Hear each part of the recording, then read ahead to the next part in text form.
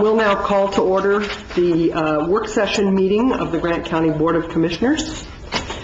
Read the purpose. Yep. So, may I have a motion to approve the work session agenda? Second. All in favor signify by saying aye. Aye. Next item on the agenda is the purpose. The general purpose of the county work session is to inform the Grant County Board of Commissioners of the agenda items that will be addressed at the next regular meeting, and for the department heads and other elected officials to communicate with the commissioners in regards to matters in their respective departments.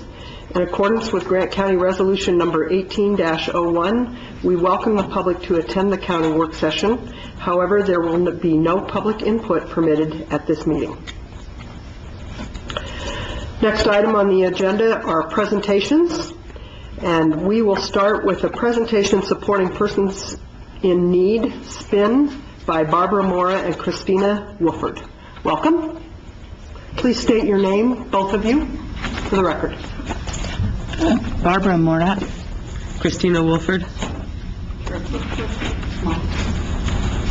I have handouts for everybody. I was in control. We could. No, it says we can't. Looks like just one. Thank you, ma'am. Why don't you leave one for Mr. Billings? We'll put it in. Okay. Yes, then we'll have more materials. Good morning.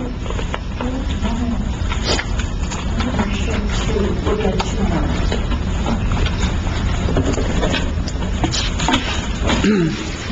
Good morning. We really appreciate the chance to be here this morning. And what we really, excuse my cold also, what we really wanted to come and talk to you about today is what we're doing, what we got going on, and how we can help support the Stepping Up initiative and other things that the county's involved in, and how you can support us.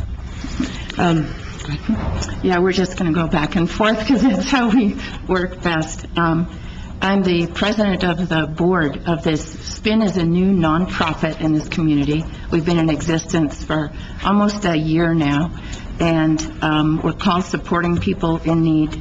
And this is towards permanent supportive housing for that portion of the homeless population that has the most difficulty getting out of their homelessness.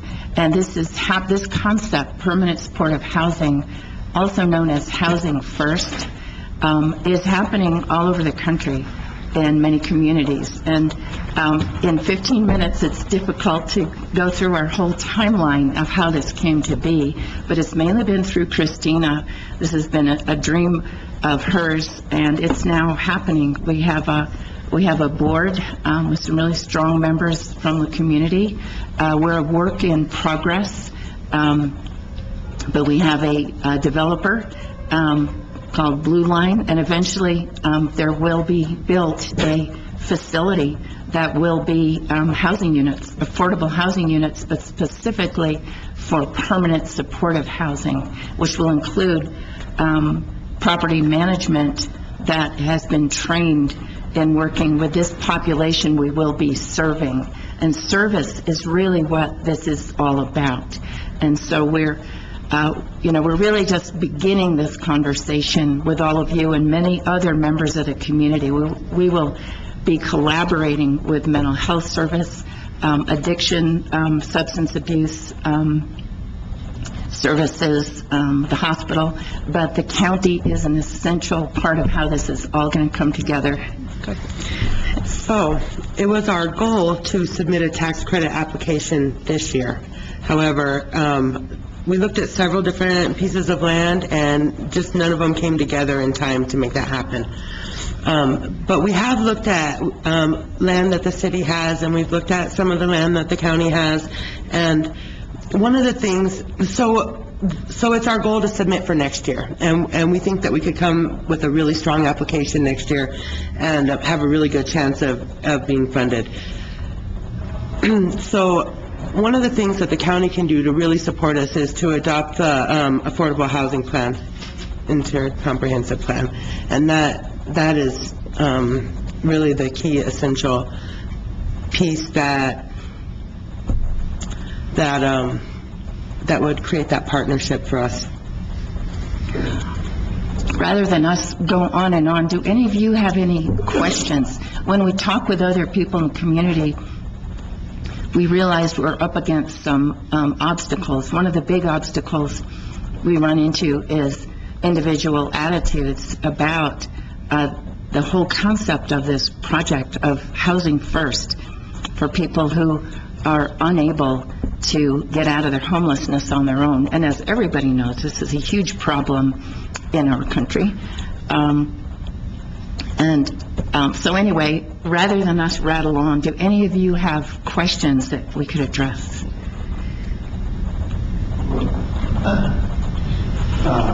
I've got a couple of these. One is about the affordable housing plan you just mentioned. Would that take the form of an amendment to our comprehensive plan, or would that be a separate thing?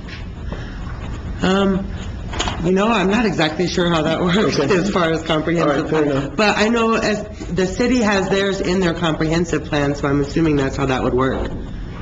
And you would have some models available to us? Yeah, Priscilla Lucero from the Council of Governments has put together some stuff that I think would be useful, yes. Okay. Misha, is that something you've already got? Well, housing is a part of the comprehensive plan. It's a requirement from the state that you have to address housing in the comprehensive plan, but the affordable housing plan is a separate document.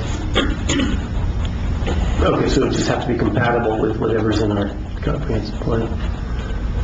And then, I guess I would encourage you to actually give more of an overview. I don't know if the rest feel this, but I went to a presentation.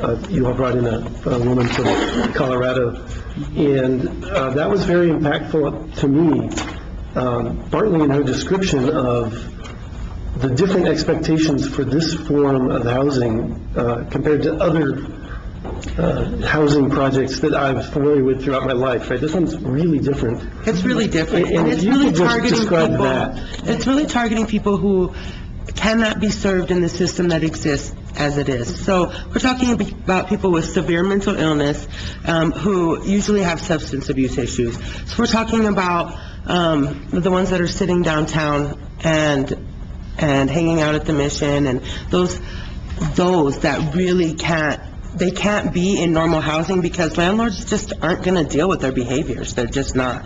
So our facility we're looking at right now starting with 24 units, and it'll be family housing and single housing, and it won't be in any competition with the senior housing that's being built because, again, it's a different population. It's a population that is not going to be served in any normal setting. So we'll have 24-hour support services in-house in our facility. And so that's really what sets it apart. We'll have 24-hour crisis. There'll be somewhere for the police to bring people home if they're causing trouble instead of utilizing the detention center, the emergency room, and all these county-funded, very, very expensive places where we're housing these people. Like, that's really where we're housing them. And so all these cost studies have proven in several different states that it's more cost-effective to house first and then let the case management work on harm reduction than it is to house them in our jails or to house them or to keep them overnight at the emergency room. And I would add to that, the expectation that we place on these individuals. I hate the stereotyping that always gets involved. Each one of these people who are homeless are individuals. When we say serious mental illness, we're not only talking those kinds of genetic mental illness such as schizophrenia or bipolar disorder, but also PTSD. We have many vets who have served their country who are now still struggling with their PTSD and have found themselves homeless and using substances. These individuals, we also have families. We have families in this county, many families, who are homeless or near homeless. And raising kids. Raising children. We have, it's hard to be our next generation. Right, it's hard to know the number, but there's approximately 100 homeless children in Grant County, and you don't see them down on Bullard Street, passed out That's only one portion of the homeless population. These children do attend school, they're couch surfing, they have unstable living situations. The chaos has an effect on brain development. I could go on and on, but these are individuals, and each one of them has their own reason of how they came to their homelessness. When you're homeless, you have no address. You cannot access income support. You often don't have a car or a phone. Can't get an ID. You can't get an ID. You cannot get HUD. So there's really no entry into our usual, mode of having a home for yourself or your family. So even after they've come out of jail, and, a number of them have had some jail time, but we continue to punish them over and over instead of giving them that foot up. So really, you can think of housing first is that foot up, no matter how they got there. I mean, this is ultimate mercy and forgiveness is also the way I personally look at it. And are they all going to succeed? I don't know. It depends on your definition of success. But they're all going to be given that chance. Sorry, we get a little passionate about this because we work directly with them. We know them as individuals. They have names.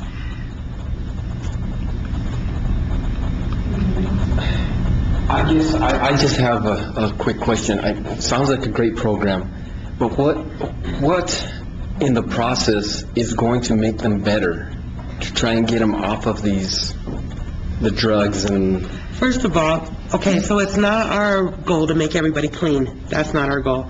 Our goal is to give them a stable place to be, a home base, where they're not having to worry about, you've seen Maslow's hierarchy of needs. If you're struggling to even know where you're going to sleep or eat at night, how can you work on anything else? How can you work on PTSD? How can you work on substance abuse is a symptom of other illnesses. Substance abuse, in my definition, it's a symptom of other illnesses. And when you can't address those other illnesses, when it's survival is the only mode.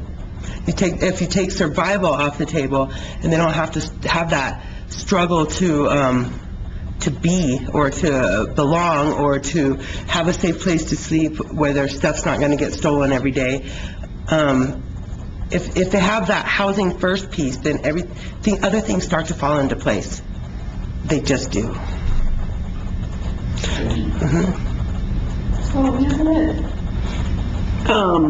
Isn't it true that at least some of the substance abuse issues are about self-medicating because they don't have access to other kinds of medical care? Oh, yes, absolutely. That's been recognized for a long time. What the percentage is? I mean, is that kind of data available? Well, yeah, there is data available. I don't have it right now, but we do know that people with severe bipolar disorder, which comes in a whole range of manifestation, but about 60% will also have addiction as part of their mental illness. And then, so when they're more successfully treated, and it is treatable with medication and a lot of support. It's difficult for a person to go through life with bipolar disorder. There's going to be a lot of challenges, but when they're in a treatment setting with medication, they're going to be less likely to use substances. Substance use is often a symptom of despair, and it's what readily available. When I was working on my master's degree in social work, I did a lot of research, and I did a lot of research around mental illness because that's what fascinates me. And and what I found, the one difference, research after research, is between success and what we would call failure. Is any life failure? I don't know. Is support. And it's support. And if people have that support, they have a better quality of life. That's a better word. Better quality of life. Definitely. And if people have better quality of life, then people around them have a better quality of life.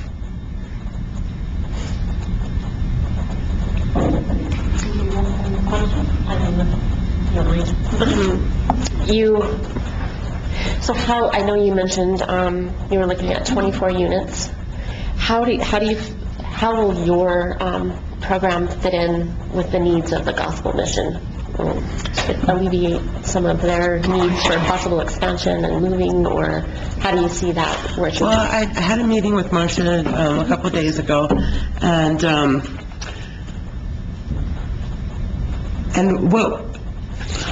what we decided is that they do emergency shelter really well, and we would like to do something a little more permanent. And that's not saying that one of the reasons we chose Blue Line Development is because they were willing to entertain the idea of putting a space for emergency shelter, where the other developer we looked at was not. And so that is definitely something that we're, an idea that we're interested in, is somewhere, even if it's in the form of a guest apartment where we can put people while we're waiting. But you're always going to have that population in the winter that come down out of the mountains because they live up there. We have people that live up there. They're hiking the trail in the winter, the Continental Divide.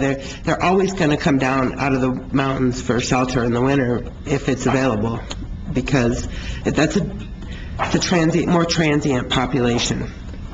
But I think what you're speaking about is collaboration. And we're very much already and will continually be about collaborating with other service providers in the county, which is going to involve the hospital. The jail is a service provider. All the mental health facilities, all the volunteer, the charity agencies from the Volunteer Center, St. Francis Newman Center, some of the other churches. We're already talking with each other. The more we know about each other, the more we can collaborate, because it is all towards this purpose of service for this population, which is ultimately a service for all of the county and for all of us. You show on your timeline to secure land by August of this year. You mentioned a couple different pieces of land. Is it located close to downtown, or can you tell me that?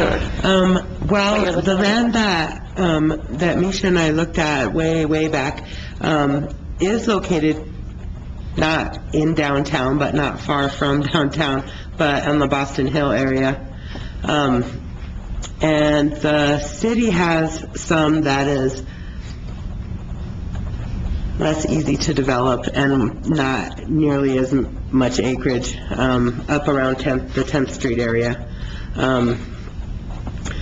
But we're talking about building a really pretty facility, not some shambly, and when we're done building it, it'll be a debt-free building. It'll be a beautiful building. It's going to add to the value of the community and not detract from it. And the architect that Christy met with in Albuquerque, who's done these types of facilities in other places, has models that are very energy efficient. They're using up-to-date solar technology. So yeah, this will be a good facility. It's not going to be in the line of some of the other affordable housing units. One of the ideas when we first spoke with a developer was to use an existing building and transform it. But they said ultimately that's more expensive and it's not going to really provide you with what you're looking for. One of which was thought of was the old jail. And that was kind of quickly thrown out. It would be very difficult and expensive to transform that into housing units, and many of the people would be kind of triggered. They've been there in other settings, so that was rejected. But another one that was looked at was one of the affordable housing units. I can't remember the name of it, but that is for sale now. But the same thing, it takes more to transform it, to update it, upgrade it. It doesn't solve the unit shortage issue. Right. If we rehab something else. Right. It doesn't. There's a unit shortage. There are people who have HUD vouchers that cannot find housing because there are not enough units available for that affordable housing piece. There just aren't enough. They literally stay homeless, lose their HUD voucher because their time expires because they cannot find a unit. So that's another issue that we're meaning to address with this. And the whole HUD issue is, Christy's done an amazing amount of work, including going to the legislature recently and also speaking with the local HUD director, hoping that we could get what do you call it, Project-based vouchers. project-based vouchers instead of individual-based vouchers. So there's a lot of work to be done. And again, we're still a work in progress. And we hope that we'll keep this conversation going, because we are going to really need county support for this. So please let us know anytime. We'd be happy to meet with you individually, and we'll hope to keep you updated as our progress moves along. Madam Chair. I have a couple of questions. One, are there other facilities in this same scenario in the state that we could look at and see the success rate? Are there any here? There are none here. Okay, other places? Albuquerque just finished one, which was a tax credit, and we actually met with the architect who helped who you- build that, and there's a big, beautiful garden on the top of it, and it's right downtown Albuquerque. And so it is being done. It is being done a lot in Colorado. It's being done a lot in Iowa, and in Utah. But this is the first round of projects that outside of Albuquerque for this type of setting. Okay. And you mentioned that it would be a debt-free facility, so just kind of go through real quickly how the money, where it comes from, and The MFA. MFA, and it's completely debt-free for the land and the building. Where would the operating costs come from the HUD vouchers? Partly that our service providers and Medicaid biller. And also, one of the good things about partnering with a non-profit developer such as Blue Line, who specializes in permanent supportive housing structures and facilities, is that they take a quarter of their developer's fee and donate it back to us for service provision. And so that's the tune of like, I don't know, $250,000 or something. There's also something about selling tax credits, isn't there? So that's how the MFA funds. The MFA was a very short answer to your question, Mr. Caston. So we put in a tax credit application. The state awards so many tax credits per year, and they would award our project. We have a very high scoring project. So they would award our project, and then the investors, Blue Line has investors who buys the tax credits and amortizes them over the length of the tax credit, which I think is 15 years. And we commit to do services for 35 years, and everybody's happy. And at the end of the 35 years, they turn the building over to, 15 years, they turn the building over to us, and that's it. We just keep on going. Just to be perfectly clear, the only thing you're really asking for the county commission to do is to adopt an affordable housing plan? That's the first step, yes, sir. Thank you. Madam Chair? I sense that there will be other steps after that we might not be told about, but having said that, I'm supportive of it, so I hope you will let us know what we can do. Thank you. Thank you. Great, thank you very much. Thank you.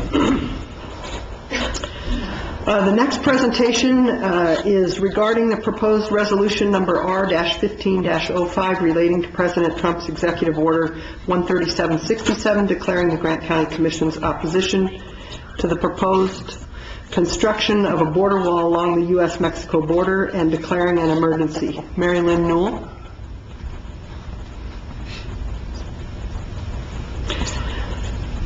Good morning. Good morning, thank you.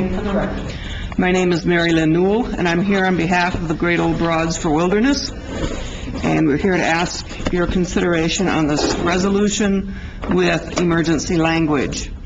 The Great Old Broads for Wilderness is a national grassroots organization. It is woman-led, but we include women of all ages and men as well.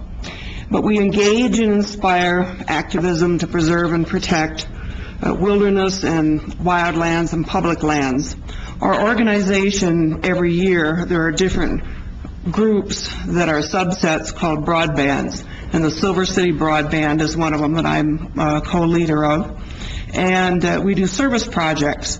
We do service projects in national forests and in other public areas to assist and help in like repairing stream damage, I worked in the Redlands National Forest this summer, doing some work monitoring illegal cutting and things of that nature.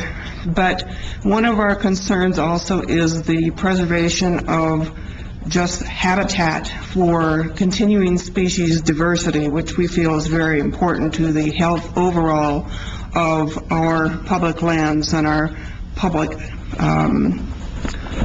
ecosystems.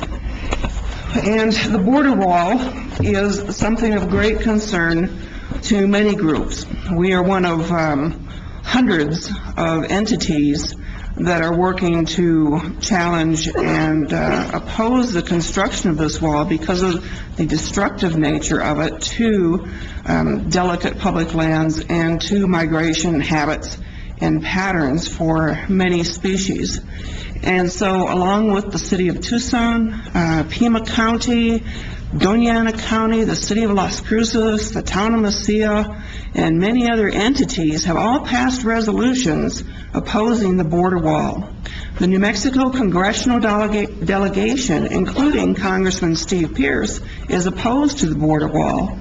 And we are asking that Grant County step up and express its opposition as well. I had given in or handed in as part of my submission some handouts and maps showing the location and existence of certain things referred to as wildways. From Mexico up to Canada, there are wildlife corridors and migration routes for everything from butterflies to Rocky Mountain sheep and elk and all kinds of species that depend upon a diversity habitat to keep them healthy so that they can thrive, which is important not only to people who are concerned with just nature in general, but to hunters and other people that enjoy the benefits of their opportunities to interact with these species. But it is also important to the land to protect areas against destruction. We live in a desert, and I'm speaking here at Grant County, New Mexico. It's very fragile. We have had drought years. You can come to my property west of town and see where things are just turning to dust. And any kind of impact on these lands, walking regularly through them, creates damage that can't come back because we're not getting the rain to get things back to restore it. And our concern with Great Old Broads is that when we look at what could happen down on the border, which again affects Grant County because those species come up through our county and are part of our diversity and part of our good, healthy interbreeding ecosystem. When you look at the damage that can be done by, forget the wall's not going to pop up overnight. There's going to be construction, there's going to be foot traffic, there's going to be surveyors, there's going to be builders, there's going to be all kinds of things coming through there that's going to make a permanent scar in these areas. And it's not just on the ground in the sense of people often think, oh, it's a desert, there's nothing out there. Well, there's plenty out there, and I think we all know that because we live here and we can see what's there.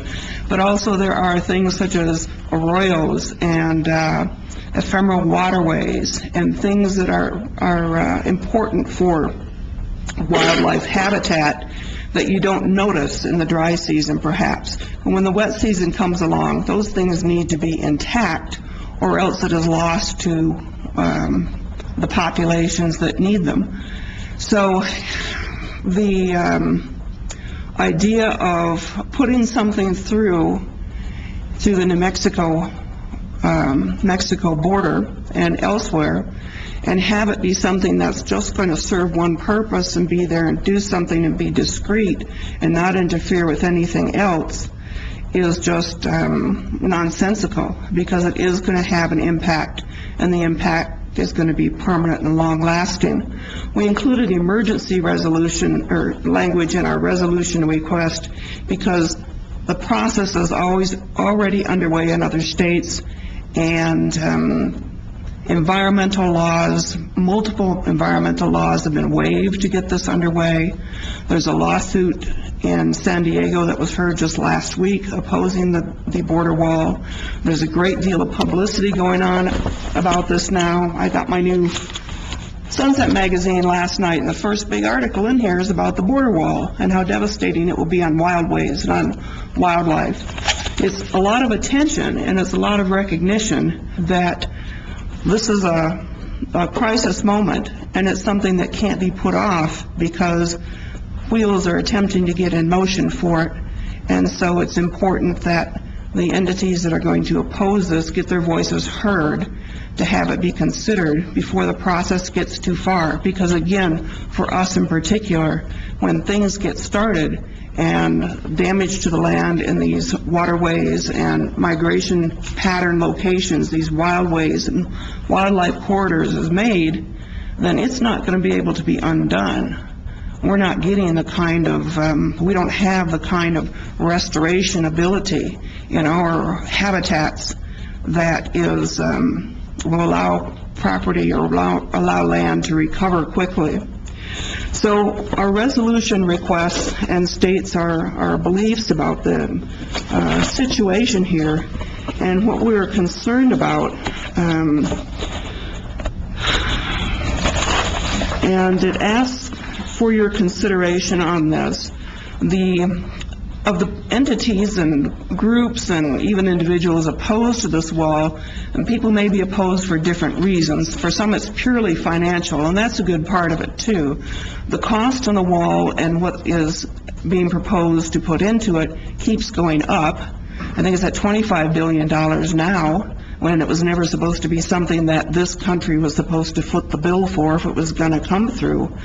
But at a time when we're seeing budgets being proposed for massive amounts of spending here, but cutting in other places to services, people, services for health care, for job creation, for infrastructure, all kinds of things that can affect New Mexico and New Mexico citizens and people here in Grant County, then the idea that this money should be spent on a wall that is going to be so destructive to habitat is not something that we feel should be supported.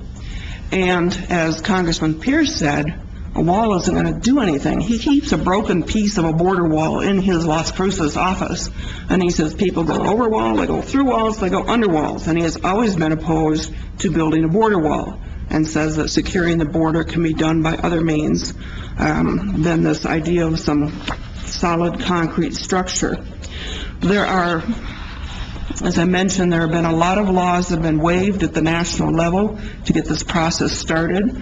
There's a disregard of antiquities and Native American sites that is of great concern to many of the Indian tribes, Native American populations that are opposing the wall. And we would like to see Grant County join and stand with all these other towns, counties, municipalities, all these other individuals and groups in passing a resolution stating the opposition to such a border wall. And we think that before anything like this should be completed, that there are environmental impact statements and other things that should be presented and should be followed and produced, and none of that has been done. But again, when you look at Grant County and our place here, and you look at the Western Wildway Network, you look at the areas in the Sky Islands down from Hidalgo County up touching through to Grant County, and the corridor, the area that we are included in for our own recreation and hunting and species preservation, then we do have a stake in this, and it's a very important one and is very significant, and we would really appreciate the county's consideration of this resolution and the need for emergency language on it. And with that, I'll answer questions if I can.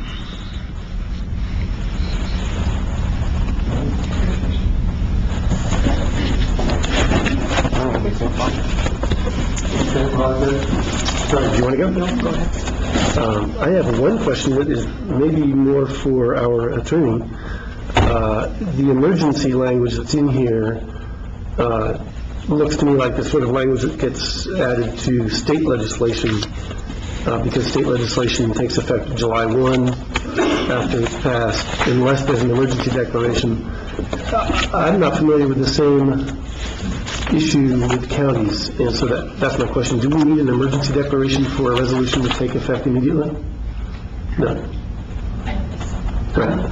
Can't get in there right now, but since it's not law, it's not going to actually do something. Does that make sense? You want to turn on your button? Oh, sorry. I'm going to turn it back off. I don't think so. I think, resolutions are just more statements or policies, and they don't actually do something. They just show your support or that you did adopt an internal policy or something. But I don't think you need anything. Great. Yeah, so I would strike that paragraph. I'll take a peek in there. In the context of a county resolution, I think the declaration of an emergency sounds like something different than in a state. It sounds more official, maybe, but Right. I think it's just your opinion that it's an emergency. Right. And then back to Mary Lynn, you presented the $25 billion figure as sort of covering the border wall, but my understanding is that's just covering an extension of the wall, and that we're talking about roughly 300 miles for $25 billion, bringing the total that's covered by some sort of a wall to roughly half the border. That's my understanding of what President Trump is suggesting. Is that also your understanding? My latest information that I have from just double checking again yesterday, the day before, is it comes out to about $12.5 million a mile. The New York Times just recently ran an article about showing this is what is already in place on the border, and shows where the wall already exists. Now, the wall isn't the tallest wall that he wants or how he wants or whatever, but the other thing is that the cost for building the wall, as much as anybody can ever guess that, then there's also other billions on top of that for providing the personnel and securing it. And I've seen another estimate that I haven't crushed the numbers myself, that for the same amount of money, you could staff Homeland Security people 24 hours a day, 7 days a week, $100,000 a year in SUVs running 24 hours a day, sitting and watching the border wall for 40 years, something like that. I mean, it's a lot of money, and it's of course, you have the cost of the structure, you have the cost of the personnel then, and I think that's what Congressman Pierce's thought was, we can put this into personnel, we can put it into drone technology, we can put it into lots of other ways to have eyes on the border if that's a concern, and also in the meantime, the illegal crossings, which he is so much concerned about, are so far down. They're like 82% less than what they've been in prior years because of actions on the side of the border against people coming across, because there's less interest in coming here. So what they are, and of course drugs come in everywhere. I mean, my years as a prosecutor, they're coming into submarines and up through Vancouver and on the West Coast and whatever. The wall isn't going to stop the drugs. So if you're looking at just people, that's down anyway. Well, just so you know, and this is something that I would want to look into as we come up with our own language for a resolution. I believe the situation is much worse than you just portrayed. The $12.5 million per mile, that's based on 2,000 miles. But they're only planning to build 300 miles with this $25 billion. So it's it's almost 7 times what you said, roughly 80 million a mile. It's a ton of money, and I'm not sure the congressman and I would agree on what we could do instead with that money. But the fact that we could do all sorts of other things is, I think, is highly relevant. Okay, well, thanks very much, Marilyn. Thank you. Any other? So, does Great Old Broads, are you guys working with somebody in Luna or Hidalgo County to get this same kind of thing accomplished? I have not, I've spoken to a couple of people down there. I haven't spoken to any of their county commissioners. They have changed, I think, since the time when I was living and working down there. But this is the first step, Grant County, because we are based in Grant County. And if Grant County passes the resolution, then we will reach out to Luna County, we will reach out to Hidalgo County. They have other interests. They may not be in favor of this, I don't know. The ranchers historically, from my experience in living and working down there, they have had great concern with people migrating, walking across their property. If I can take a bit of time. When I first moved down to this area in '82, I lived in Hidalgo County for a year, and at that point there would be individuals coming across from Mexico, and the ranchers kept little houses out for them, provided food and water to help them come through. And it was okay. You'd come out in the morning, you'd start your truck and discover the radio was set to the Mexican station, and you knew someone had come by, but there was no problem. Over time, I know that did change, and in later years, into the 2000s, later 1990s, it did change, and they were having so many people coming through on foot. It was doing great damage to the grazing land. I think that has dropped, but I don't know whether that has changed attitudes back again towards less concern about the number of people coming through. As the pressures come up on these lands, the pressures of drought, the pressures of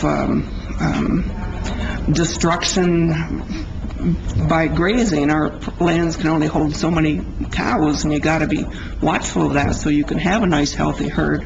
Then I think their concerns have changed, and so it'll be interesting to open that discussion and see what they think. So, with all due respect to your sense of urgency, there's a couple of things that, the first thing is that typically with a resolution, we have a commissioner as a sponsor, which this resolution does not have. And the other thing is, so you have been very articulate about the specific things that would affect Grant County, and I would like to see that language in the resolution. So I'd like to propose that we actually table action on this resolution till the March meeting and do some work on the language and have a commission sponsor for the resolution. If that's the wish of the commission, I'd be happy to accommodate. Thank you very much. Does anybody else have any other questions? Thank you very much for the presentation. Thank you very Appreciate much. The next item is discussion regarding the Holloman Air Force Base pilot training proposal. Commissioner Brown has asked that the commission have a discussion on this topic. Commissioner Brown? And thank you all for indulging in this request. My original idea was to bring you a draft resolution at this meeting. And then I thought, other governing boards that I've served on or that I've served under have a somewhat different process. Instead of having a draft that we edit, we start with a discussion. And I would like to get a sense of where my fellow commissioners stand on the issue so that I can draft a resolution that reflects as many of those perspectives as I can work into it. So that's the sort of idea for why I wanted to have a discussion. It feels different than what we've done in the past year. Maybe it's not different from what you all did before I joined the commission. But there are, I think, quite a number of reasons to oppose the proposal by the Holloman Air Force Base to fly F-16 training missions over the Gila Wilderness, over the Gila Forest, and over private lands around those areas.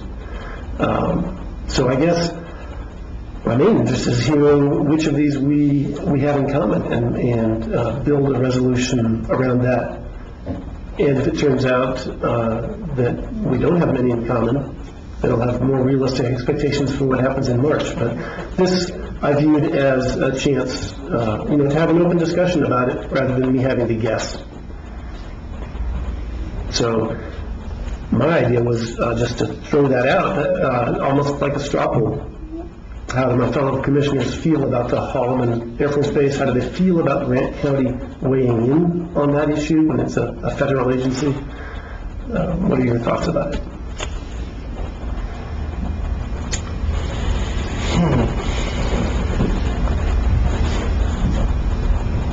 I don't know that I'm ready to have that discussion. I didn't know. That's why it's on the agenda. Yeah, but I read it as though you were going to give us a discussion. It wasn't a discussion, it was a presentation, because it wasn't my intention to give you a presentation. Yeah. We were all here for the Air Force, Mr. Schaefer's presentation, and we've heard a lot of their side, I think, at that time. I certainly had a chance to hear a lot of opposing viewpoints. I'm sure. And yeah, I assume that you all have as well. But I could throw out, if it would be helpful for the discussion, I could throw out the reasons that I'm opposed to it, and that I feel that the county has a responsibility to weigh in on the question at this point in time, if you would like. But I didn't intend to start with that as a presentation per se. It is something different, isn't it? And I also don't want to back in the corner. If you're not ready to talk about it, then you're not ready. I have a lot of mixed feelings about it. I think there's some reasons that we should, and I think there's some reasons that we shouldn't. I'm sorry, I'm not used to not having my mic on. I think I'm mixed on it. I think there's some reasons we should allow it, and I think there's some reasons we shouldn't allow it. National defense is very important. National defense budget in New Mexico is even more important.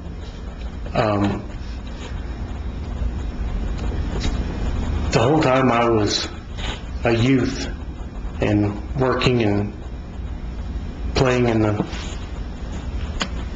wilderness, there was flights all the time. Never even noticed, thought they were kind of cool. Of course, kids think things are cool that adults don't. I'll admit that. I never noticed it bothering anything. The flak does bother me, chaff. Does bother me, because I do think they probably had something to do with fires. Or the flare. I have no proof of that, but I think that's a very good possibility.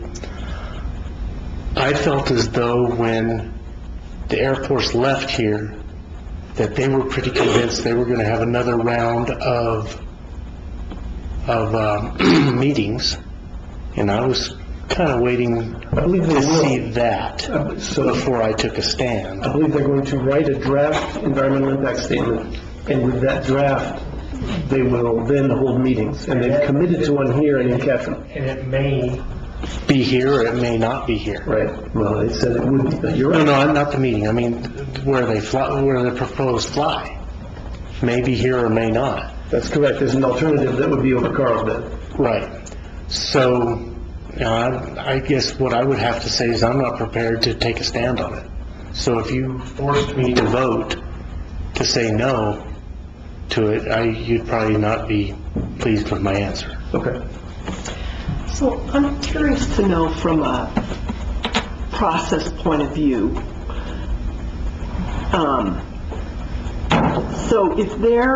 so the next step is this EIS study that you're talking about, and then another round of public meetings. Will the EIS process determine if they're going to look at Grant County in that round of meetings? Like, is it possible that this next step would eliminate Grant County from consideration? No, I don't believe so.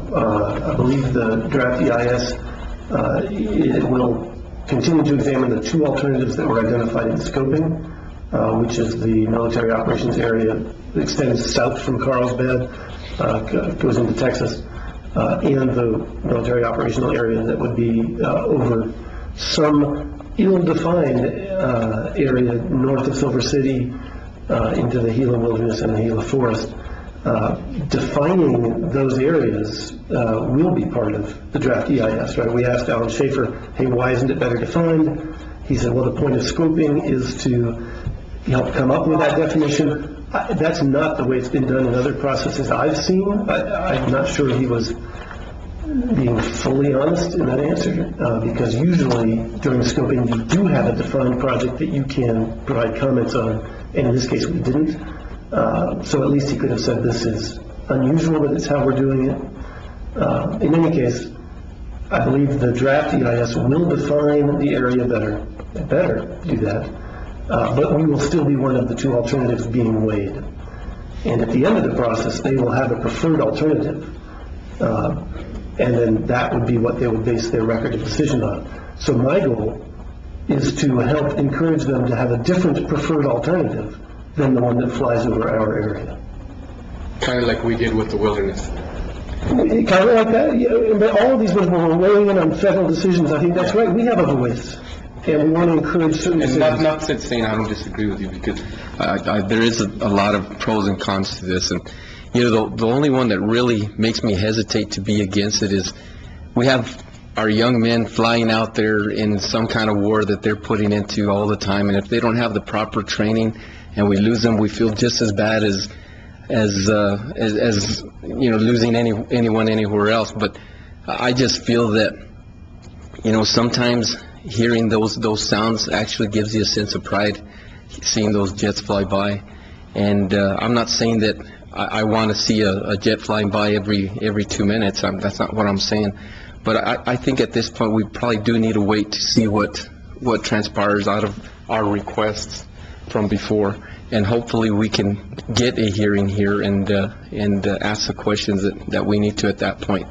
I have had a lot of constituents complain, saying, "Well, we don't want to hear that noise all day long," and I tend to agree with that portion too. I mean, this is just going to be one of those touchy decisions that we're going to have to make and see what we support here at the very end.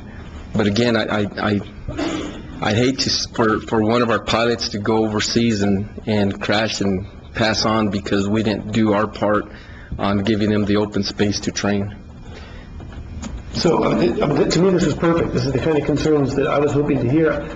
It strikes me that a resolution could incorporate that concern by noting the fact that we as commissioners have no clue I would do it in more formal language, but what makes for a good training airspace. That's not our competence. And I would not claim to say that airspace is better for training than this airspace. So we could acknowledge that in the resolution, and yet say, assuming both of these alternatives are similar in their capacities to adequately train fighter pilots, there are other issues that we do want to weigh in on. And, for example, flying over the wilderness is incompatible with the purposes of wilderness as set forth in the Wilderness Act, or these could start fires in an extremely fire-sensitive area where we've already had a lot of devastating fires.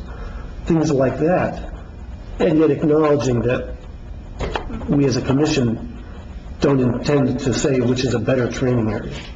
And not only that, but with the dry conditions that we have now, if they continue, it's going to be a really tough fire season for us here if we don't get any rain or water, snow here. And it won't be the last one like that either. That's right.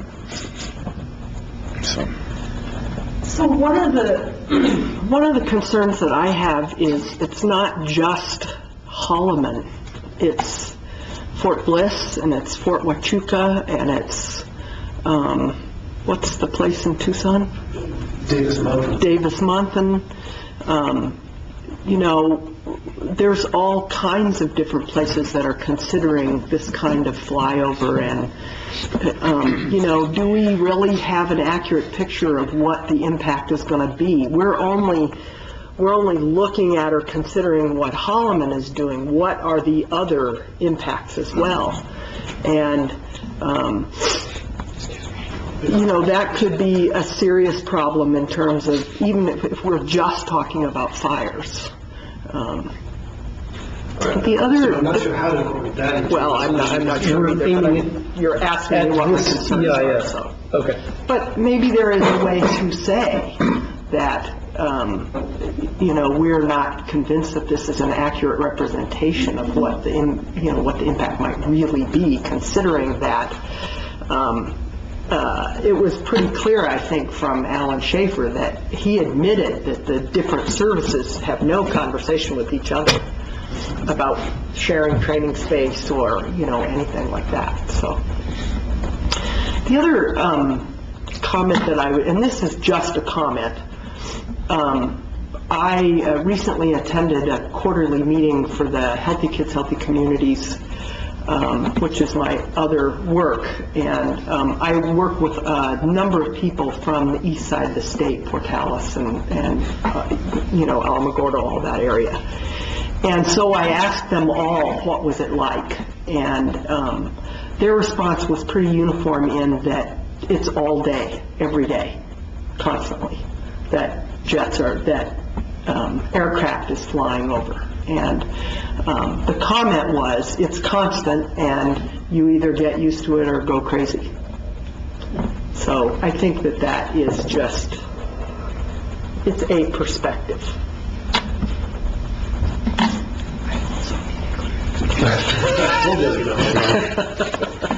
The whole body is sniffling. Well, I've gotten what I want out of this discussion, and I am going to work on one for March. I do believe the timing is important. If you have to disappoint me, go ahead. I think it's something that might go a long way, would be on more of the lines of requesting more input, more as things go along. Whether you're against something or not, I think is premature.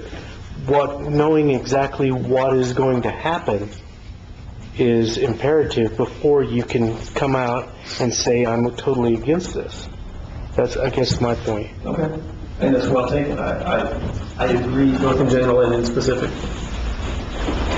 So perhaps part of what we want to do as a commission is, and I think the Rio Arriba County resolution says some of this about how important it is to have the appropriate information to be fully informed, which up to this point, we sort of had to force the issue on that. Well, and I would like to suggest, instead of drawing up a resolution for March, why don't we draw up a letter stating that we still want them to come in and give us another round of presentation and see where we go from there.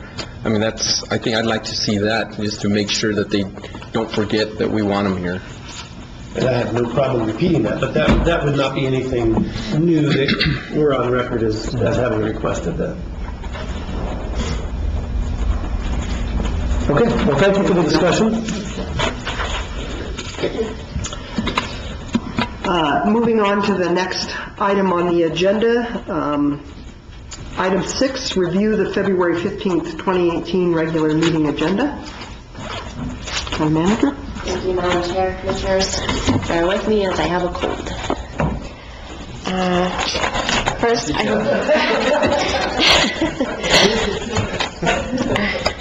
First item on the agenda for your review is you have 4 sets of minutes that were in your packets for review.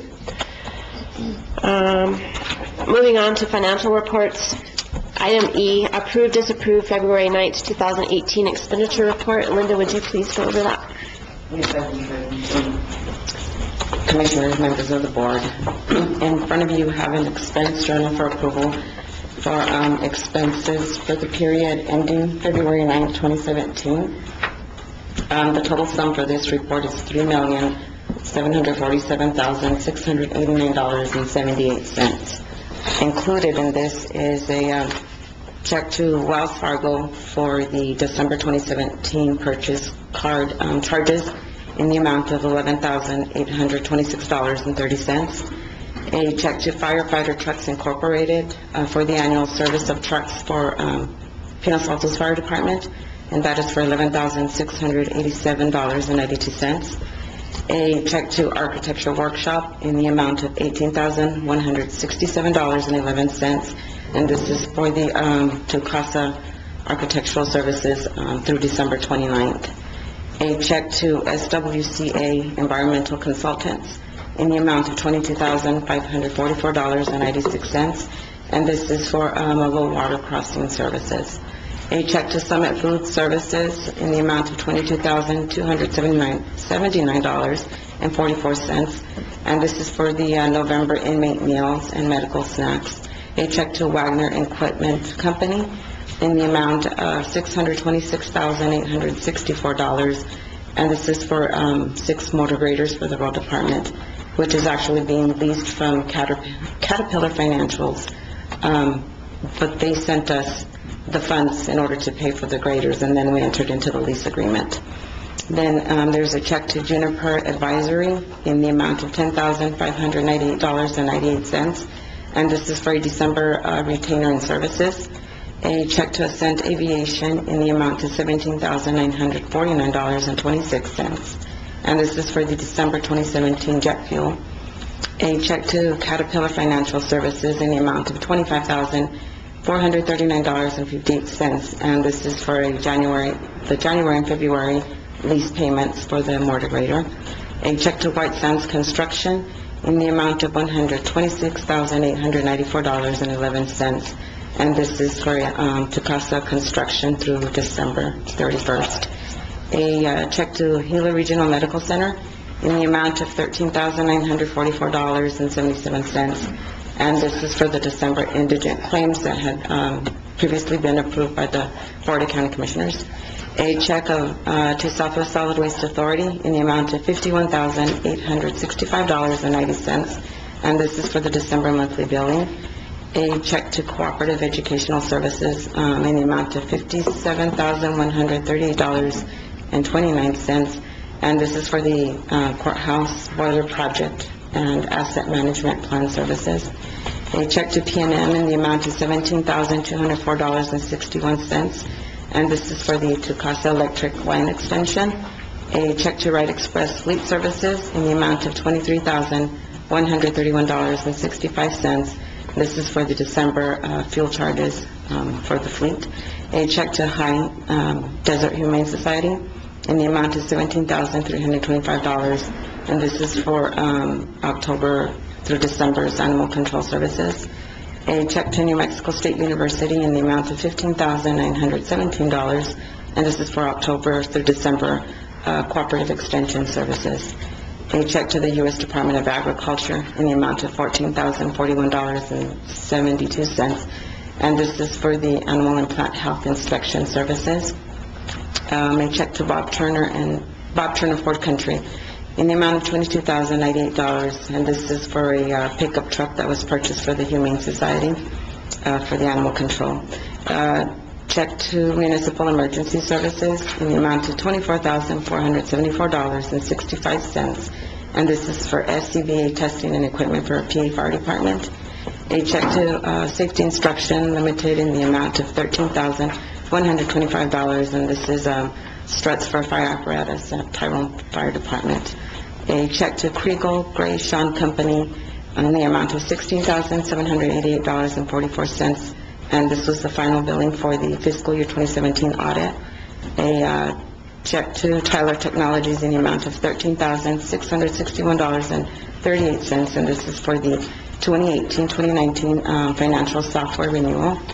A check to PNM in the amount of $10,116.02, and this is for electrical services for the Santa Rita Volunteer Fire Department and a transformer for the conference center. A check to Core Values in the amount of $43,834 for the February 2018 inmate health care. A check to Gerard, Phillips, Kate, and Hancock in the amount of $22,617.39, and this is for consulting services for December and November and December. A check to Summit Food Services in the amount of $22,620.78, and this is for the December inmate meals and medical snacks. A check to Morrow Enterprises in the amount of $22,756.42 for the construction of the water storage tanks at Lower Mimbres Fire Department. A check to Sound and Signal Systems of New Mexico in the amount of $107,007.77, and this is for the sound system at the conference center. A check to Wells Fargo in the amount of $10,284.50, and this is for the January 2018 P card charges. a check to Ascent Aviation in the amount of $21,103.61, and this is for the January jet fuel and February refueler lease payment. A check to Artesia Fire Equipment in the amount of $21,920. This is for toolkits for the Tyrone Fire Department. A check to Fuel Center Plus in the amount of $20,512.80, and this is for diesel fuel for the road department. A check to White Sands Construction in the amount of $191,944.14, and this is for the Tacasa Construction progress payment for January. And also included in this is payroll checks totaling $604,123.69, and this is for pay period 1, 2, and 3. Any questions? That was a lot. That was impressive. It was. I don't believe you stopped for a drink. I don't have any water. That was amazing. The sound system for the conference center, is that a full amount, do you know, or is that a partial payment? That's the full. We're done. And in that, what's left in that sort of portion of the bond that was set aside for the conference center? I don't have it. Yeah. Okay. We're still building 2,000, so. Right, but I think that we had at least conceptually divided the amounts. That's my recollection. Right, but there are change orders for projects that changed, even though you conceptually divide that out, there are change orders. I agree. I'm just trying to keep a handle on what, we're not thinking, I guess, I could put it this way, but we're not thinking of spending any more of that bond proceeds on the conference center at this point. Is that right?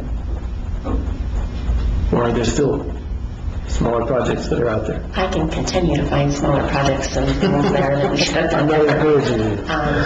But, we're trying to, use that money wisely. We have to use it on one of 3 projects. Yeah. Our goal was to see where we were at the end of Tucasa's construction. We encountered a tremendous amount of rock in that project that's caused some changes.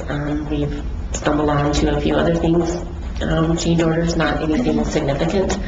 Once that project is complete, then we can go back and look at, do we need to do, there's a boiler replacement that we've discovered at the courthouse, other things that maybe that's something we could use to replace the roof at the courthouse. It'll depend on, once we complete all projects, then we'll look at the other items, but we have to spend it on those projects. Thank you. So there were some specific things that we thought were pretty urgent around the convention center, the soundproofing, the sound system, those sort of things. Have we completed those more urgent? This payment was the final completed one? the treatment on the walls, on the sound system. Okay. Jason is getting some quotes now. We did not install the drop-down roof from the roof projectors in the training rooms. We have all of the really nice screens on the walls, but didn't include that. So we're looking at a quote on that, but I suspect that's going to be minimal. So we're just waiting for Tacasa to be complete, and then we'll look at what's left. But no, I understand your concern around the conference center. Don't anticipate any really large expenditures there. Well, I think my concern is that we've addressed the things that, at one point we're talking about the fact that these things are really keeping people from enjoying those spaces. So it sounds like we're through that. Thank you. Any other questions? No? Okay. Moving on to item F, approve, disapprove quarterly report ending December 31st, 2017. Linda, again. Thank you, Charlene. Members of the board, you have the quarterly report ending December 31st, 2017. And I will go over the general fund, the correction, and the road. In the general fund, we began with a cash balance of $3,566,077. To date, as of the end of December 31st, we received $5,602,508 in revenues. We transferred out $1,799,357. Expenditures through December 31st were $4,483,115, leaving us with a cash balance at the end of December of $2,886,112. This also includes the required cash reserve, leaving us a available cash of $1,765,333. In the correction fund, in the county road fund, which is Fund 204, we had a beginning cash balance of $144,108 and revenues received to date of $363,990. Transfers in, which came in from the general fund, of $398,212. Expenditures to date of $805,619, leaving us with an ending cash balance of $100,691 and a surplus of $33,556 because the required reserve is $67,135. And the jail fund, which is Fund 226, is probably in the middle of the page. We began with a beginning cash balance of $152,730. Revenues received to date of $341,694, and transfers in from the general fund of $815,500, with expenditures of $1,214,007, leaving us with an ending cash balance at the end of December of $95,917. And this fund does not require any cash reserve. So overall, our cash balance at the end for the quarter is $11,384,232, and that includes all the special funds. Questions? Are you planning to go over the following sheets as well? Or, I'm not saying you need to, I just didn't know if that was your plan. I'm just curious, on that following sheet, you track the revenues and the expenditures as year-to-date, and compare that to percentage of budget. Is 67% for the property tax, is that normal this time of year that we're that high? Yes, it is, because the majority of the people will pay on the first half, and then the rest will trickle in around. Okay. That's the only question I had on that one. Okay. Thank you. Any other questions? And remember, Commissioner, remember that's a percentage of budget. That's not a percentage of billed. We've collected 67%. Of our budget, of what we said we might collect. It's not much of a real number. You're saying that our budget is not uneducated estimate? It's an educated estimate, but it's still an estimate. Yeah. Any further questions? I see none. We'll move on to new business. Item G, approved, disapproved proclamation declaring February 17th, 2018 as Territorial Day. Your assessor, Raul Turrieta, has submitted that proclamation. It's in your packets for review. Moving on, item H, approved, disapproved proclamation proclaiming 2018 to be Western New Mexico University's quadquicentennial. Proclamation is also in your packets for review. That is a quadquicentennial.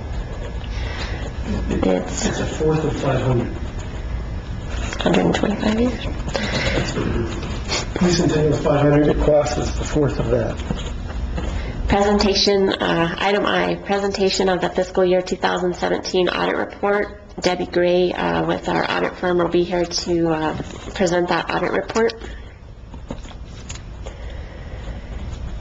The next few items, item J, K, L, M, N, O, and P, all belong to Cindy Blackman. They are all requirements under the local DWI program, and so I'm just going to turn it over to you so you can explain all of those and why we have to do them all separately. Thank you. Good morning.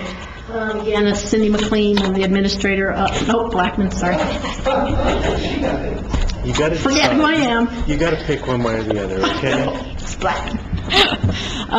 Administrator of the Grant County DWI Prevention Program. Sorry, it's a new last name. I'm still getting used to it. So I can do this a couple different ways. I mean, usually I stand up here and tell you everything on this one. I also wanted to know if you wanted me to give an update on like the prior year's activities and how our program is doing. If you want me to do it now after all this, or wait until the end when each department kind of comes up here and updates. Which would you prefer?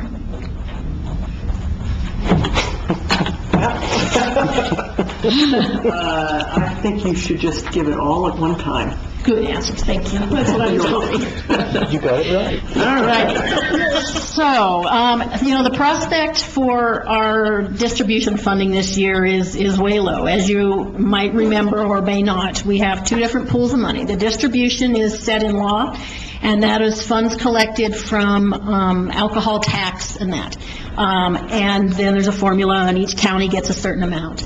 And then there's the grant funding, which is more, was only $1.4 million or $2 million, and you apply for that, and you may get what you ask for, you may not. So distribution is a guesstimate, what the DFA thinks we're going to get. They usually guesstimate low. This year, they're guesstimating about $133,000, which is about $37,000, almost $40,000 less than the current fiscal year. Yeah, that's because of the bill that sunsets on June 30th. We went from 46% of that liquor excise tax, and we'll go down on July 1st to 41.5%. And remember that we've been giving the year before last year is when they swept all those funds, and we were down to hardly anything. They also increased the money that they pulled from our program and gave to drug courts. That is still what DFA figured, $1.6 million, $1.6 million. It went from $600,000 to $1.6 million. And so that figure is pretty conservative. There is a House bill going through right now. It should be heard hopefully soon in the Senate Finance Committee. And you can all contact our Senator Morales and ask him to please hear that bill and approve it. That will raise the percentage of the liquor excise tax going to the DWI programs to 45%, and also then give drug court their own 5%, so that they would no longer have to take that funding out of the DWI programs. And each very important program would have their own funding. So we are backing that. That's a new MAC legislative priority.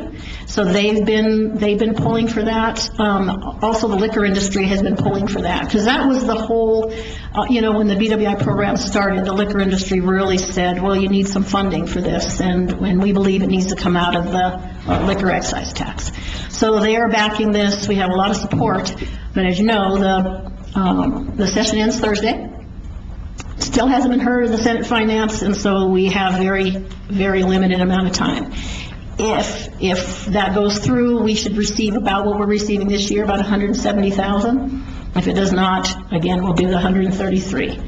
I'm pretty fiscally conservative, so I save our money as much as possible. Our distribution came in a little high last year, so I was able to purchase some things last year, and I may not have to spend as much this year, so we'll have a little bit extra. I did go ahead and apply for funding for Puerto Rican cantinas, but that's out of the grant, one of the competitive side, and so if I don't get what when I've applied for Puerto Rican cantinas, we won't be able to fund that this year, and there will be some other cuts. So most of my budget is really in personnel services. We provide a lot of services, a lot of prevention services, which I'll go over what we've done. there's a lot of curriculum we may not be able to buy for next year. Those kind of things will be cut severely. And so it's really important for us that that bill goes through and we are able to fully operate. Okay? As you can see, I applied for the 104. We received $90,000 for the grants this past year. I went ahead and asked for the additional 104,557 to include the Corte Cantinas. And what's the bill number? House Bill 35. Yes. Yes, it should be in Senate Finance today, so if you can all contact Senator Morales, that would be great. I have already sent him just some information. I'm not allowed to lobby. I can educate. And so what I sent him was what would happen to our program should that bill not pass. Okay? So what we've done, I can tell you how important our funding is. Our prevention programs, a lot of our money goes to the prevention, which is, of course, the Corte Cantinas is under prevention. We are in 3 classes in Snell Middle School, home economics. We use an evidence-based program in there, the Botvin's Life Skills. That's a 15-week program.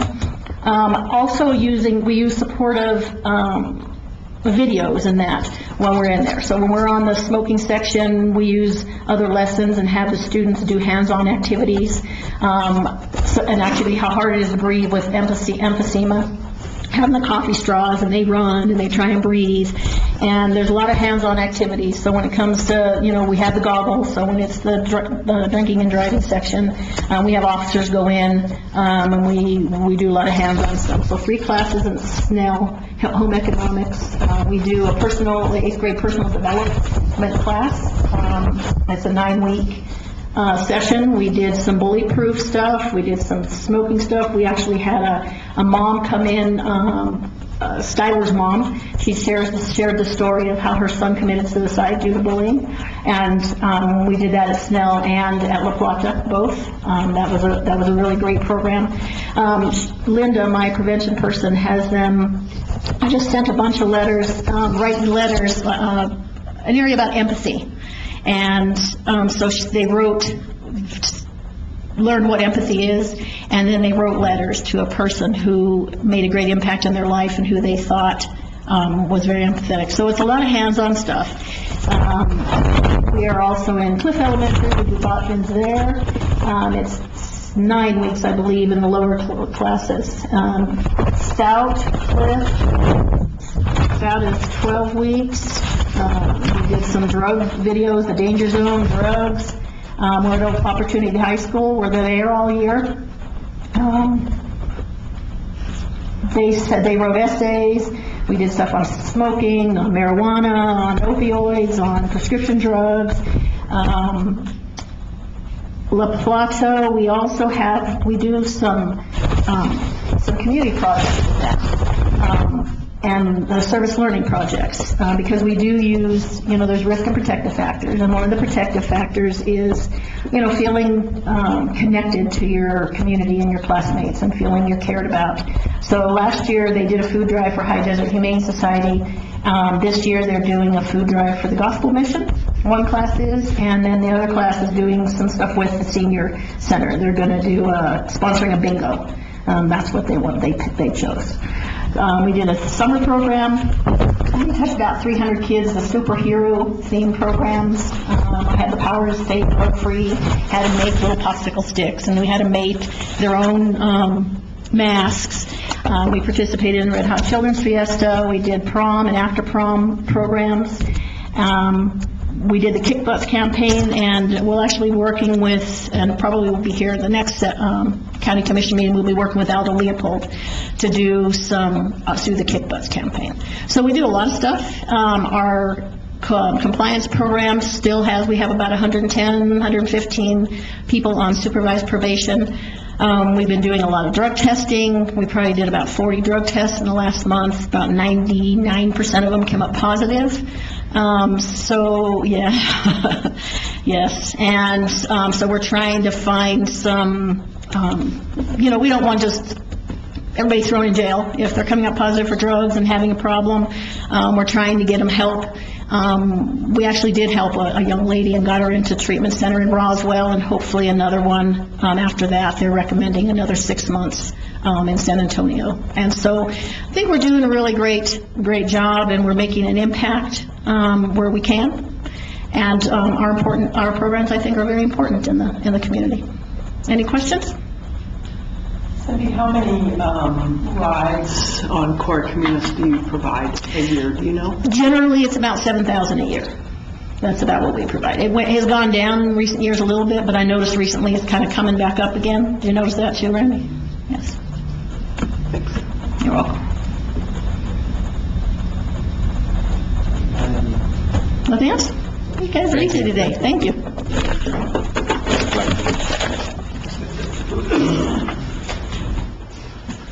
Okay, so that moves us down to item Q, approve, disapprove resolution number R1804, 2018, Grant County maintained roads. Earl? Yes, Madam Chair, Commissioners, it's just the yearly county maintained roads that we need to send into the state every year. We have done some corrections on there, and as we get deeper into this asset management plan, we're finding more and more.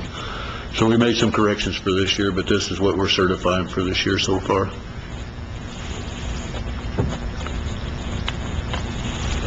Questions?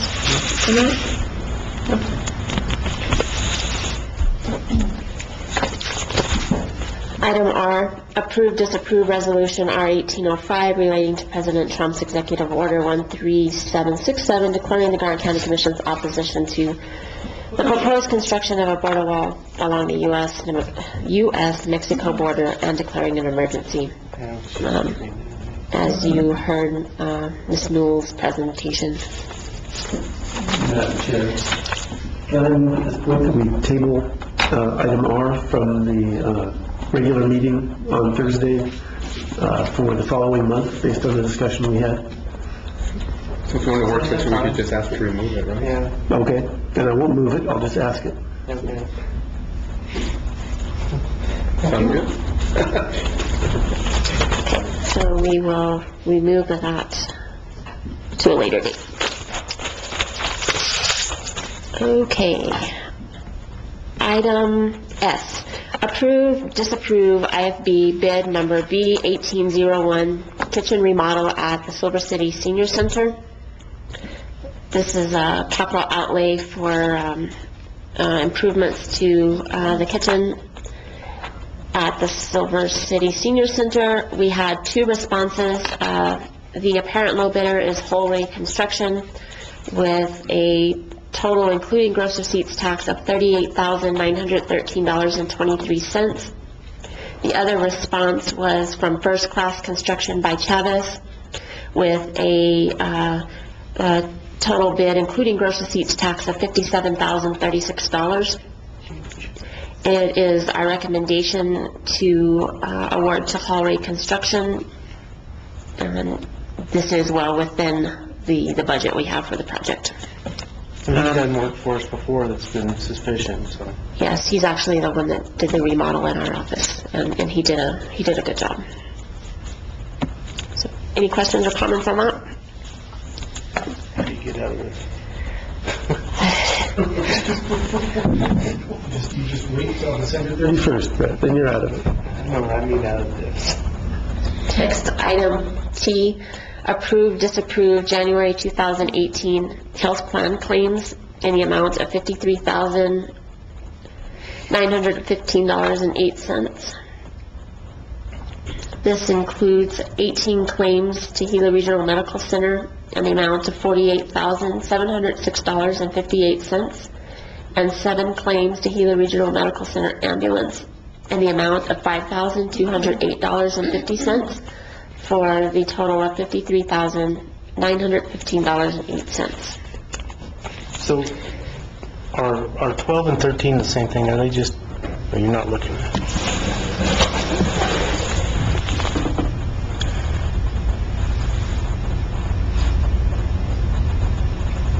They are. Okay, that's what I was thinking. It happened last month as well. So we've been working with Novus on a few changes, so we'll get them to address that. The other, I don't know if I can find it. Challenges of technology.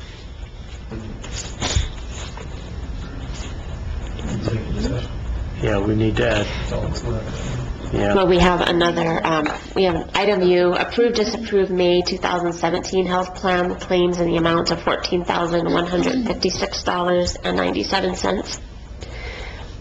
These were claims that I recommended previous denial on because of the, they did not submit in the appropriate time frame. Our ordinance allows a extension to that time frame with an appropriate written explanation, and they have finally done that. And what happened is when they made their conversion to Meditech, these accounts did not cross over and were not discovered until October. So they are presenting these claims for payment. One claim in the amount of $13,359.09 and the other in the amount of $797.88 for a total of $14,156.97. Go ahead. Madam Chairman, under executive session, I wish to add the potential sale or purchase of real property. Here, I thought you were raising your hand about this item. Thursday. On these late claims, during the process of them figuring out this was due to the system conversion, did you happen to find out how much other kinds of billing did not cross over? There's none that in all of the claims that have been submitted since then, we've not To us, but I guess I'm taking a wild guess, if what didn't cross over to us is more or less a low, medium, average month for these kinds of things, 14,000. I'm wondering if we lost a month of billing in other areas as well besides us to the indigent care pool. No, that didn't come up. They didn't say, oh, yeah, a whole month got lost. Okay. I'm curious about that. Maybe we'll get a presentation. They didn't offer that additional information. Hospital was going to be here today. They come on Thursdays to make their presentation. Maybe we need to add that on the agenda so they can get out of here. It isn't on this side? Where? Oh, number 4.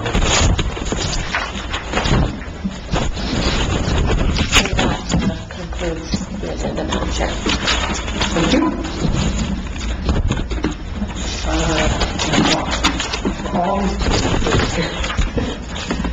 Next item on the agenda is county reports. Okay. Just call them all the time. Madam Chairperson, Commission members, what I'd like to do first of all is on your report, if you would change the reporting period from January 4th to February 8th, and my apologies, that was my mistake, but that will be the reporting period for my report, January 4th to February the 8th. Item number 1, status remains the same. Item number 2 on our facility update, Grant County Detention Facility currently has 7 vacancies. 4 applicants have been given offers of employment. 5 applicants will be tested, which they were already tested on Friday the 9th for the remaining vacancies. And what we'll do now is we'll see how they did in the testing, and we'll do some backgrounds on them and determine which ones we'll submit that information and see which ones will be offered employment for the remaining vacancies. Item number 3, the assessments are currently under revision. Item number 4, on a training update, Sergeant Galindo's monthly training report. 9 officers completed their CPR refresher training. CPR refresher training will continue through the month of February for the remaining officers, and those CPR trainings are being conducted by the director of the Central Dispatch, so they're helping us out to be able to get that accomplished. 12 officers completed their controlled force training, and Sergeant Galindo has been used for district court transports. shift coverage, inmate medical transport to El Paso, and just about anything else that we need to have the help on. Item number 5 on our inmate intervention, Stepping Up Subcommittee meeting was scheduled for February 27th. That has been changed now to March. We're looking at a date sometime in March, or seeing if we can get everybody together, so that has been rescheduled. On February 28th, there'll be a meeting at 2 o'clock in the Red Room here to discuss the possibility of the need and possibility of being able to fund a behavioral health / substance abuse treatment unit in the detention center. You see who the invited guests are going to be for that particular meeting. It was brought to my attention some time back. The purpose of this meeting was that there's, from what I understand, there's 2 detention centers in the state right now who have this particular unit in their detention center. And I don't have all the particulars. I'll get that information for you and I'll report it next month. But from what I understand, those 2 detention centers may have been receiving some legislative appropriations in order to fund that treatment center. And I think it would be something that if we could get into the detention center, I think it would be a definite benefit to the inmates. We're talking about the Stepping Up program, talking about the housing program. My own Peter comments on that is if we don't address the addiction while it's in the detention center, particularly for that population, we can release them back into the population and we can provide them housing and we can provide them everything else, but we're just going to set them up for failure. So that's why I'm particularly interested in what this information is and what's going to bring forth in this meeting to see what the possibility is of possibly forming this unit or providing this unit in the detention center in the near future. So if we can make that happen, I certainly would like to bring it to your attention and hope that you all would also recognize the need for it if the time comes, because there may be some legislative action that might have to be required in order to get that done. But I'm going to keep working on that. I'm going to keep working on some of the other programs to cut down on the recidivism there at the detention center. So that's what this meeting is going to take place. You're all welcome to attend. Also, it'll be here in the Red Room.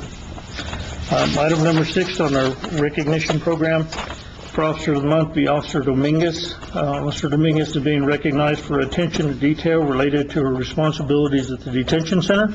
Officer Dominguez continuously volunteers to cover shifts when needed. She has accepted the responsibility as a temporary shift supervisor on occasion and has completed those assignments very well.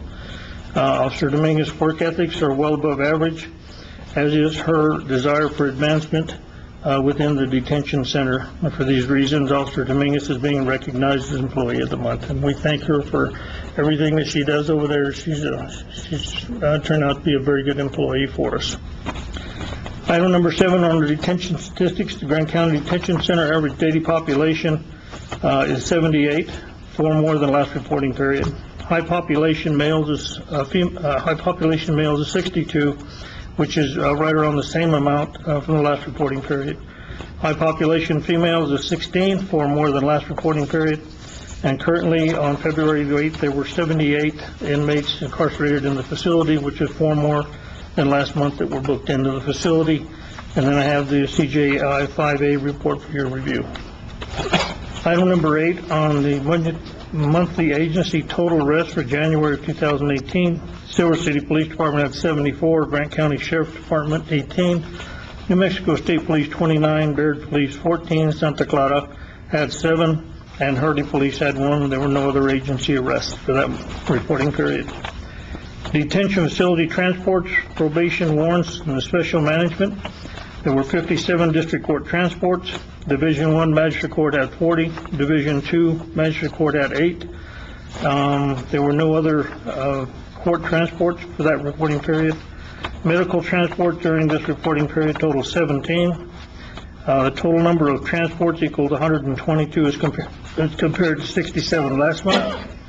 Medical transport pretty much remained the same as last reporting period. The District Court and Magistrate Court Division 1 recorded increases during this reporting period, and that would, the reason I brought that up, so you'd see where the increases were and why there's an increase in the number of transports. Probation violations are 22, parole violations we have 0, Inmates awaiting transport to a sentence facility, we had 2 of them that have been sentenced to a rehab center, and 1 that's going to be transported to the DOC, so that equals 3. Total inmates charged with warrants, 58. Total number of special management inmates on February 8, 2018 totaled 8. That's my report, ma'am. Thank you, Mike, appreciate it. Roll. Madam Chair, Commissioners, it's pretty much business as usual down there at the road department. We've been really concentrating on doing routine patching for the last 3 or 4 weeks. I am going to have to move up our LGRF chip sealing program till this year. We're probably going to start March 30th and go through the first 2 weeks of May due to the availability of the distributor truck that we use. So we did start yesterday hauling chips. I got like 2,700 tons of chips to get hauled in for these projects, and then we'll start patching those roadways also. And that's about it. Questions for Earl? A quick question. Last year, the Ridge Road streets were delayed because of the sewer project going on. Are those going to get hit this year? No, I've got to turn all that in by March 15th of the previous year. So I had to change all those roads last year, so they won't get done this year. Okay. And then we'll have to look at them next year. All right. I kind of want to wait and see though, because I'm sure there's probably got a year warranty on that project, so I want to make sure if they have any problems, that gets fixed before we do go in with chips. All right, that makes sense. Thank you, Earl. Kathy? Thank you, Madam Chair, members of the board. I'll start with maintenance department. Pretty busy on the west side of the building, trying to clean up back there to get some better parking area for the county vehicles, and because there's cameras back there and we're able to monitor that a lot easier. Working over at the detention center, working on the parking lot lights, there were some issues there. Jason worked with the contractor to get those done and get those fixed, so that you should have some better lighting in the parking lot, especially where the employees park as well. There was concerns about that. And just doing daily maintenance. They're working really hard with the staff that they have and everything. I'm really impressed with Jason and his ability to make sure that our facilities are safe and that they're running properly. The airport, still waiting on the generator. There's been some issues with that. They're behind a little bit, a couple weeks on the project, but that's all we're waiting for, is the generator to come in. Fuel sales are still up. Parking lot, I want to thank Earl for getting that parking lot sealed and some of the millings on there. We're out waiting on a bid now to get it striped. We'll see what that comes in at. Jason's working on that as well. On the fire scene, as you know, it's very volatile out there. We've had 6 fires in the last 30 days. We're talking from Members all the way here to Tyrone. So I just want to encourage the public to, to make sure that when you're dumping ashes out, that you throw some water on it, obviously, and people don't think that it's out. Well, it's not. The wind picks up, and we start having some issues, and so we haven't had anything. I want to thank the fire departments, our VFDs, because they have been able to respond very quickly. We are getting the refresher trainings in that we need for this fire season. I was just notified yesterday that the Forest Service is officially going to start opening the cache at the airport. That's pretty early at this point right now, so that's going to give us some fuel sales as well, but we'll have a lot more activity because they're going to start getting their resources in place and moving forward. So again, I just want to thank all the volunteer fire departments for getting out there as quickly as they are, so we don't have anything. We've had people wanting to cook food outside, paper's gotten away from them, started a fire. We're going to do the best that we can. I'm on it every single day trying to figure out, making sure that our resources are available in case we have anything. I am going to get Dave Holguin from the Forest Service here at the March meeting to give us an update moving forward of how they see this fire season progressing and what we're going to do with all the agencies involved, including Town of Silver City, Grant County, you as a commission, if we were to get a catastrophic fire, and how we would monitor that and knowing where the resources and all that would come from. Again, I want to thank Cindy for coming. As you know, the DWI program is also under me, and as you can tell, she's very enthusiastic about her program. She is very conservative with the money. I go to the DWI meetings on a monthly basis, and she's one of the DWI coordinators that the state looks to when they have issues with other DWI coordinators around the state. So I want to thank her for what she does for Grant County. Unless you have any other questions, that's all I have in my report. Thanks, Randy. I want to thank the PA Volunteer Fire Department. I've got a cabin, Pasapinos Locos, it's in the Lima Holding, and neighbor had an accidental fire, and it's hard to get up there. It's a tough road. They got 2 brush trucks and a mini brush, and a couple of the brush trucks, I think, made 2 trips, and they did a great job. I went up there to make sure our cabin was safe, and they'd gotten the fire out pretty much by the time I got up there, so that was a thank you to them. Yeah. Madam Chair, Commissioner Brown, I mean, yeah, that's one of those areas that obviously, you know, if that would have gotten away from us, that could have been a pretty bad fire. And so that's why working with these other organizations, the Forest Service obviously, and our volunteers and the town of Silver City, that we're all on the same page when it comes to training and resources and how we get in that incident command mode in case we need them. So, thank you. So I'm wondering, is there anything that we can do as a commission to keep this in front of the public in terms of an education aspect? I mean, obviously people need to really be paying attention right now because it's so dry. Is there anything we can do? Yes, well, Madam Chair, that's one of the reasons I like the Forest Service to come and give us an overview of what they see forecast-wise and how they see, the moisture and what we're looking at with the fine fuels and the 1 hour, 10-hour fuels, which are the 1 hour, 10-minute fuels. And it just makes sure that people understand how dry it is. I mean, we had a fire over in Highway 180 towards Deming that was just a catalytic converter who just somebody parked on the side. It spits out these little tiny, smaller than a BB, and with the wind blowing the way it was, most of it was on mine property, but we were able to assist them putting that out. But stuff like that, I mean, it's just hard to say. Even the education, as much as you can give the public, people just don't heed that. They still, well, we've been burning these for years, and we've been doing this for years. So we are actually going to work on a grant, Misha and I, either for the CWP, the wildland project, or there's 3 phases. That there is education portion of it as well. We're looking at that. We're looking at to update our wildland document as well. So we'll be getting at that, and with the local volunteer fire departments, trying to reach out to those communities by having meetings at fire departments to make sure that people in the community know who their responders are, where they can go, and what the issues are when we have volatile seasons like we're going to have this year. We're supposed to get some moisture in next couple of days, but it will be enough? No. So we'll just have to wait and see as we move forward into the fire season. Thank you, Randy. Thank you, Madam Chair, members of the board. I'll start with Tucasa. Construction is still moving forward. I say on schedule. It's ahead of what we actually have for the schedule, but the schedule that the project manager and I have, we're on schedule. They're about 95, 96% complete. Earl worked diligently with Southwest Concrete and got the paving done, what was that, a couple weeks ago? Last week. So we currently are looking at having the furnishings delivered the week of March 12th. The company that handles the furnishings will be here to receive, put together, and install all the furnishings. So one thing that everyone needs to know is a notice for applications on the advisory board. That notice went out, started last week.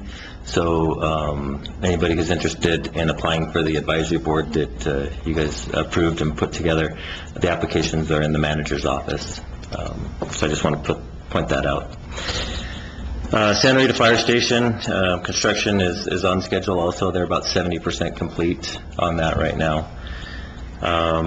The Lower Members water storage construction is delayed on that while the general contractor figures out an issue they've got with the tank supplier.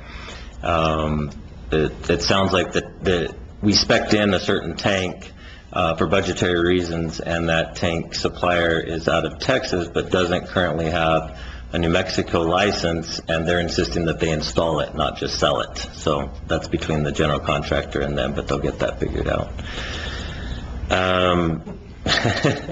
The asset management plan, Earl kind of hit on this, but Earl and Daniel worked really diligently on cleaning up the GIS files for the county-maintained roads. That was something that we needed to get done, and so those files have been sent to BHI so they can implement it into the plan. And then on the IGA, or the energy audit, Optera did meet with a group of us a couple of weeks ago. They were then to meet with the financial advisor the following day. I don't have details as of yet what the financial advisor is going to make recommendations for us, but we do plan to have the report to the commission presented in the April work session. So if there's any questions other than that, that's my report. Anybody have any questions for Misha? Thank you, Misha. Do you have something? Madam Chair, just a couple updates. I did email you these, but I just wanted to let you know the marketing materials for the conference center have been completed. The website is up and running. We have a electronic brochure that Scott can utilize, as well as a printed brochure, and the video, which I thought turned out, I'm very pleased with, that actually is on the landing page of the website, and also Scott can utilize that as he attends different conferences throughout the state to utilize in conjunction with the Town of Silver City's video and the chamber videos. The county website is moving along. I have a meeting scheduled for tomorrow afternoon to take a look at the first draft of the copy of that. So that is progressing. So we're moving forward with that. I would like to remind all of you, Kevin did send out an email about professional photos that we would like for all of you to take so that it's consistent, and we're working very hard at having a professional, useful website, and that tends to be the trend, and so we would really like for you to please do that. And he has those scheduled after the meeting in March. Does that mean no mouse hairs? Is that what you mean by professional? Well, yeah, it does. If you wanted to do that, that would be okay. It'll be your chance at your glamour shot. That's all I have. Thank you. Anybody else? Okay, next item on the agenda is commissioners' reports. Commissioner Brown, we'll start with you. No, I'm still a believer in commissioner reports on Thursdays. So. I just wanted to kind of go over why I had put the disapproval letter of commitment to fund the improvements to the Baton Park baseball fields for collegiate play. When I was up at legislature and we had Grant County Day, the talk there in one of our meetings was to bring back baseball to WNMU, which to me is very exciting. We've been trying to do this for the past 7 years that I've been here.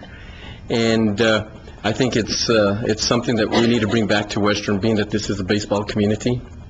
And the investment that they were asking of Grant County was $200,000.